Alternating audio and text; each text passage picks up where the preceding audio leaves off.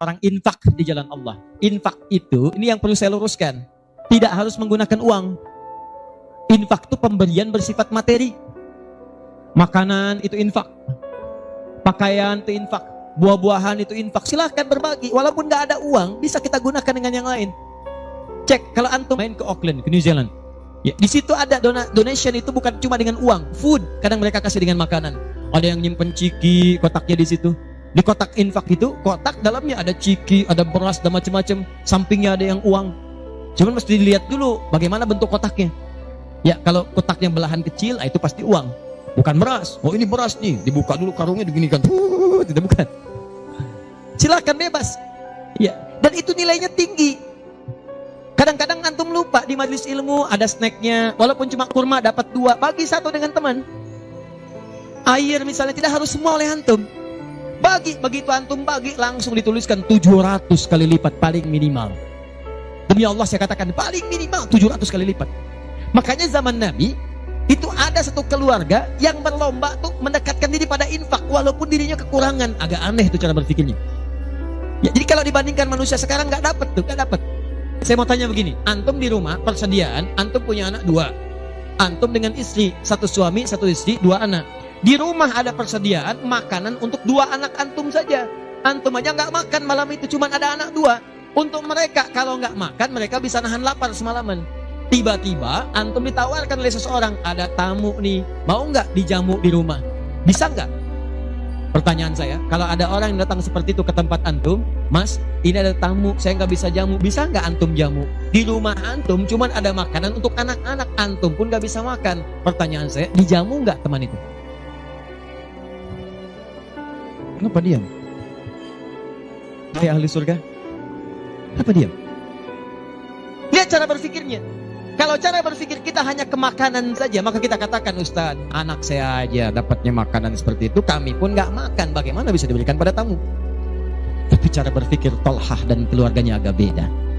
Begitu Nabi katakan ada tamu, kita datang langsung angkat tangan, duluan ngangkat, padahal yang lain banyak yang punya banyak makanan. Tapi cara berpikirnya, kapan lagi saya dapat 700 lebih? Kapan lagi saya dapat? Diangkat langsung tangannya. Ya Rasulullah, saya. Sebelum yang lain ngangkat, angkat tangannya. Maka diantar kemudian ke rumahnya. Sampai di rumah, istrinya dikatakan, duhai sayang, ada titipan Rasulullah. Bahasanya bukan ada tamu, ada titipan Rasulullah. Allahu Akbar. Ada titipan Rasulullah. Maka istrinya langsung membaca, saya paham. Saya bertugas menidurkan anak-anak dulu, tidurkan. Yang suaminya menyiapkan makanan. Begitu sudah jadi, kata suaminya kepada tamu tadi, Anda silahkan makan di sini, saya temani dulu istri saya. Gak enak rasanya meninggalkan sendirian. Begitu temannya makan, dia berpura-pura makan di bilik yang lain, membunyikan bunyi-bunyi seakan-akan makan. Begitu sudah kenyang, tanpa mukaddimah yang lain langsung pamit. Terima kasih sudah menjamu saya, semoga Allah berikan pahala. Pamit malam itu juga. Begitu selesai pamit, subuh-subuhnya datang menghadap pada Rasulullah pagi-pagi. Apa yang terjadi? Turun ayat Quran surah 59 ayat 9 sampai 10 itu. Walladzina tabawwa'ud dar, sampai ke kalimat wa yu'thiruna ala anfusihim walau kana bihim khasasah. Tuh cara berpikirnya. Jadi kalau antum melihat peluang seperti ini, enak teman-teman sekalian, banyak sekali. Tidak harus uang, pakaian, makanan, macam-macam. Jadi kalau antum beli buah tuh, antum beli 5, di rumah ada 3 orang, berarti antum mesti sadar Allah titipkan yang 2 lagi untuk peluang infak antum. Bukan untuk antum habiskan semua. Kok bisa orangnya cuma 3, beli mangga 5? Siapa yang menggerakkan antum untuk beli 5 mangga? Orang cuma 3, berarti yang 2 lagi itu Allah gerakkan untuk mendapatkan pahala. Ada peluang di situ. Lu kepada siapa ya Rasulullah saya berikan? Kepada siapa ya Allah saya infakkan? Ini yang sering keliru. Kata Allah langsung turun, fi sabilillah, yang utama itu 5 dulu. 5. Kalau Anda temukan 5 ini, dia peluang infaknya sangat tinggi untuk diberikan. Siapa mereka ini? Ada di Quran surah kedua ayat 215, paling kanan sebelah bawah. Yas'alunaka madza yunfikun. Mereka bertanya pada Muhammad sallallahu alaihi wasallam, ya, awas, apa yang harus kami infakkan? Pada siapa? Maka turun jawaban, qul ma anfaqtum min khair. Katakan kalau mau infak mesti yang paling bagus. Ini kaidah pertama. Awas, ada peringatan di Al-Baqarah ayat 267. Wala tayammamul khabitha minhu tunfiqun walastum biakhidhihi illa an tughmidu fi. Jangan kamu infakkan pada orang lain yang kamu tidak suka. Melihatnya aja kamu nggak suka, dikasih orang. Antum punya uang 50.000 2, 1, wah masih keras, bagus, luar biasa. Masuk dompet enak dilihat. Yang kedua, wah sudah lecek, dekil of the kumel. Wah, dilihat gak enak, baunya gak nyaman. Tiba-tiba ada orang lewat, Pak, sedekah Pak. Pertanyaan saya, maaf, mana yang antum berikan? Yang lecek atau yang bagus? Tuh. Ingat, kalau urusan zakat mal, berikan yang bagus. Zakat mal, pilih. Paham? 5 orang ini siapa? 1, lil walidain, orang tua. Ini orang tua ini gak pernah minta, jarang sekali. Cuman kita yang mesti paham. Kan sama, antum pun suka ngasih isyarat, mama, mama, mama, mama. Oh, mau makan, makan. Mama, mama, mama, mama, boneka, boneka. Antum setelah dewasa mesti paham. Kadang-kadang orang tua tuh gak minta, gak pengen nyusahin anaknya. Padahal orang tua udah susah, melahirkan susah, mengandung juga susah, merawat susah, menyusui susah. Sudah dewasa pun antum masih susahin juga. Kapan antum berbaktinya? Tapi kadang-kadang cuma nanya, nelpon apa kabar. Padahal di rumahnya itu Masya Allah lagi kurang beras. Beras kurang, listrik belum dibayar. Kirimkan, sebelum diminta kirimkan. Itu begitu antum kirimkan, demi Allah saya katakan.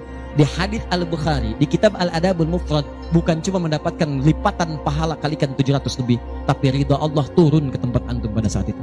Kalau sudah turun, semua doa yang antum mintakan minimal akan dijawab pada saat itu. Itu rahasianya. Kalau dengan urusan orang tua itu udah gak usah mikir. Begitu mengatakan, nah gini-gini, tenang aja mah. Walaupun gak ada, katakan, insya Allah mah selesai.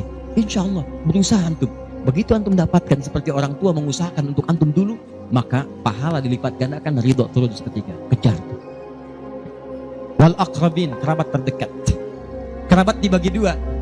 Ada yang tempatnya jauh tapi hubungannya dekat. Punya saudara sekandung, tinggalnya di Palembang, antum di Semarang. Ayo kirimkan. Anak bibi gak bisa nih pendidikannya, bantu. Antum ada, bantu. Nilainya tinggi, jangan dikira ringan. Nih bagian kedua nanti kalau saya terangkan banyak nih. Tenang aja, kita masih sampai subuh. Bagian kedua saya ikutin deh. Antum jual saya beli. Ya, cuman saya beli sampai 9:30. Paham? Ayo akrabin. Yang kedua itu, maaf, golongan kedua akrabin bisa tetangga. Orang yang tidak ada hubungan famili secara mahram, cuma tetangga antum. Tapi kalau yang kedua ini, wallahu akbar, indahnya Al-Quran. Cek oleh antum, silahkan cek. Walaupun beda agama, itu tetap ada peluang infak. Gak ada ketentuannya kecuali di Quran. Gak ada aturannya kecuali di hadis.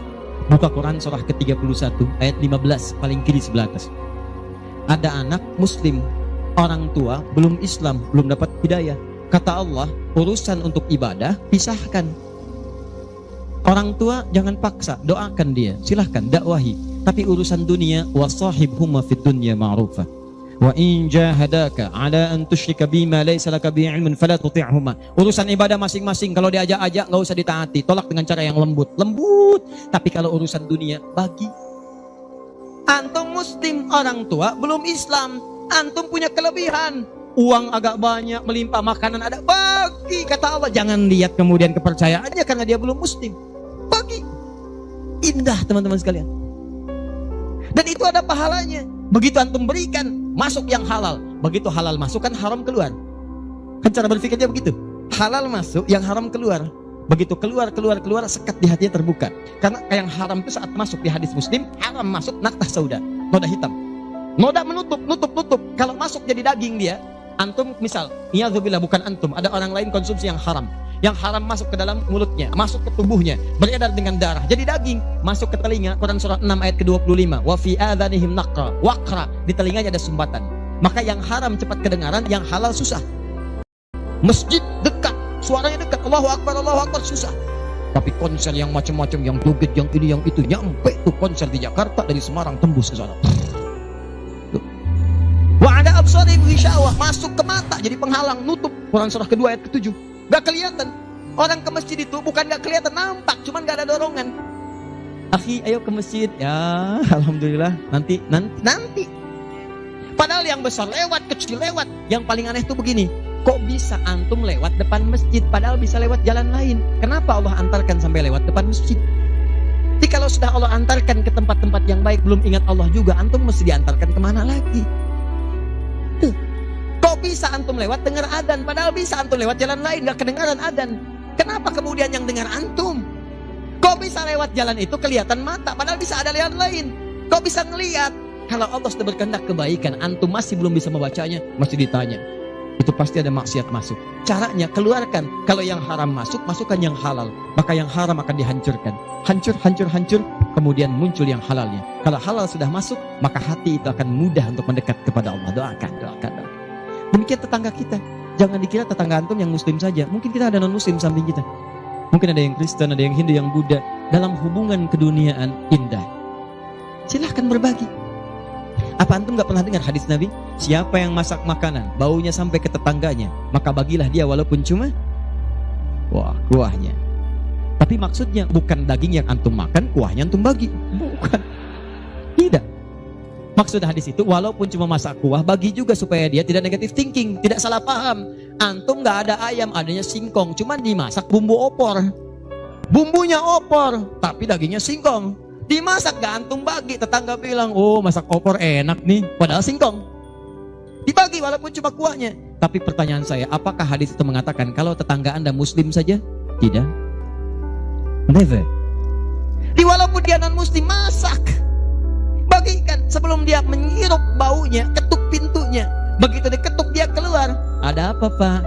Ini ada makanan, walaupun sedikit, mudah-mudahan bisa bermanfaat.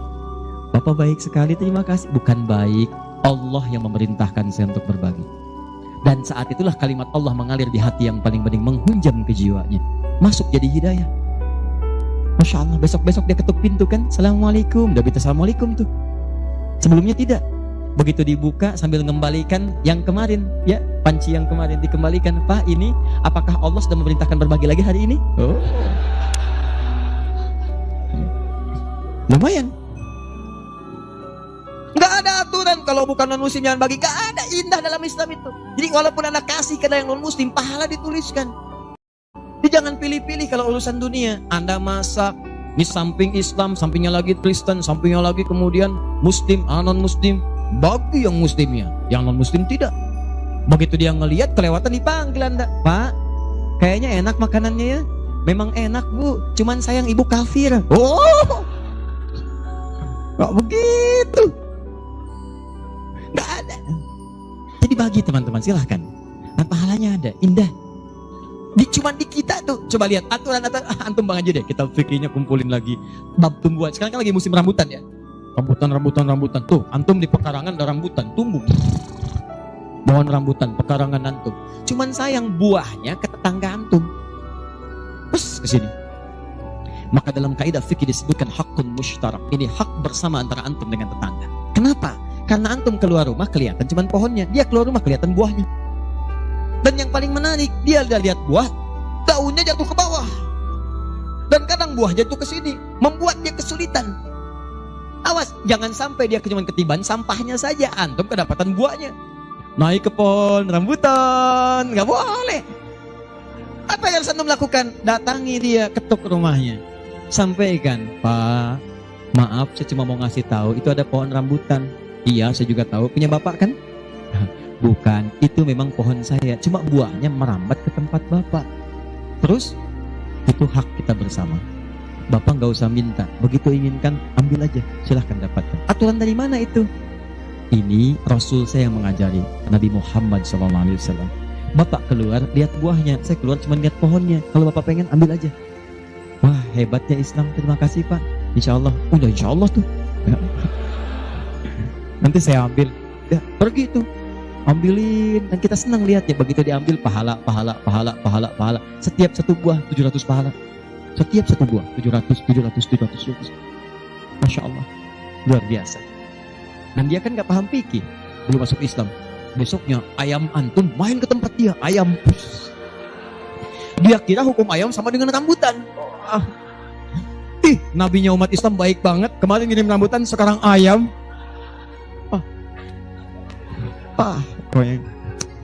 Mungkin ayam itu akan menggendong antum ke surga ya? Infak tuh. Nah pertanyaan saya, antum punya agenda berapa untuk infak tuh? Coba lihat, kadang-kadang kan ada anak yatim samping. Gak usah terpikir banyak uang. Pakaian, buka tuh pakaian antum, masuk ke kamar, buka. Begitu dibuka, berapa banyak koleksi pakaian antum? Coba cuma pesen ya, cuma pesen satu aja. Mohon maaf ya, maaf sekali, jangan sampai ada pakaian walaupun sehelai itu yang belum pernah dipakai ibadah. Usahakan setiap yang kita gunakan jadi saksi di akhirat bahwa dia pernah dipakai ibadah, karena semua akan bicara. Tuh lihat kaos, bagian dalam, celana, bagian luar, cek lagi semua. Dan kalau sudah itu antum pakai, ada yang lain gak kepake, bukan gak kepake. Boleh jadi itu dititipkan oleh Allah kepada antum untuk menjadi pahala antum dengan itu. Sebab mudah bagi Allah menitipkan pada yang lain. Kenapa dipilih antum seberapa bagian pahalanya?